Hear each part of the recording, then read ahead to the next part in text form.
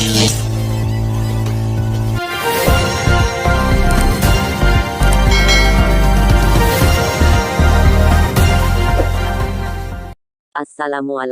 dan salam sejahtera. Pihak berkuasa tentukan sejauh mana pembabitan Muhyiddin beri kontrak kepada menantu.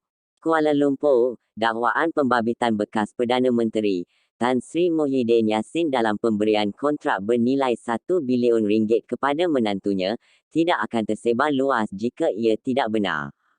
Perdana Menteri Datuk Seri Anwar Ibrahim yakin dakwaan itu benar, namun menyerahkan perkara itu kepada pihak berkuasa untuk menentukan sejauh mana pembabitan Muhyiddin dalam penganugerahan kontrak berkenaan. Beliau turut menegaskan perkara itu dibangkitkan pentadbirannya kerana mahu menghentikan sepenuhnya amalan pemimpin terdahulu yang menggunakan kedudukan bagi mengkayakan keluarga masing-masing. Jahat tak jahat, tunggu laporanlah. Saya tak fikir hal ini dihebahkan sebegitu rupa kalau ia tidak benar. Ada kebenarannya dakwaan pemberian kontrak pada menentu, namun sejauh mana dia Muhyiddin terbabit saya tidak tahu. Itu siasatan perlu dilakukan. Tujuan kita nak hentikan amalan ini.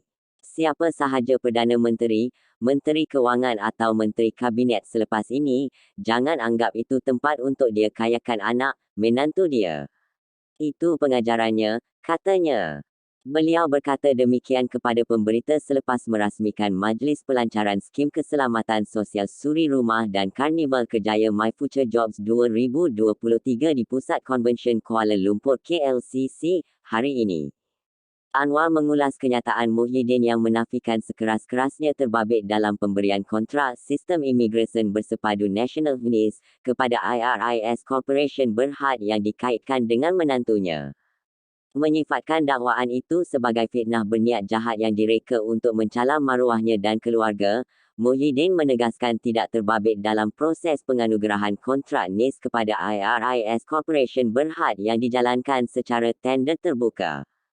Selain itu, beliau yang juga Presiden Bersatu Merangkap Pengerusi Perikatan Nasional PN menegaskan, tiada mana-mana ahli keluarganya mempunyai kepentingan dalam IRIS Corporation Berhad, sama ada sebagai pengarah syarikat atau pemegang saham. Rabu lalu, NST yang memetik sumber Suruhanjaya Pencegahan Rasuah Malaysia SPRM melaporkan, badan penguat kuasa itu sedang menyiasat seorang bekas Perdana Menteri dan menantunya berhubung kemungkinan salah guna kuasa dalam pemberian kontrak bagi projek NIS. Menurut NST, ada maklumat menyatakan NIS yang sedang dibangunkan oleh Iris Corporation Berhad untuk menggantikan mekanisme pendaftaran pekerja asing sedia ada oleh Jabatan Imigresen menjelang 2025 adalah projek bermasalah. Sebelum ini, media pernah menamakan menantu kepada bekas Perdana Menteri itu sebagai antara pemain utama dalam kontrak untuk NIS, selain didakwa terbabit dalam program pengampunan 6P yang dilaksanakan Jabatan Imigresen beberapa tahun lalu untuk mendaftarkan pendatang asing tanpa izin parti. Jun tahun lalu, Menteri Dalam Negeri ketika itu, Datuk Seri Hamzah Zainuddin dilaporkan berkata, pelaksanaan NIS dengan kos RM1 bilion diyakini mampu mempertingkatkan sistem imigresen negara ke tahap yang lebih baik.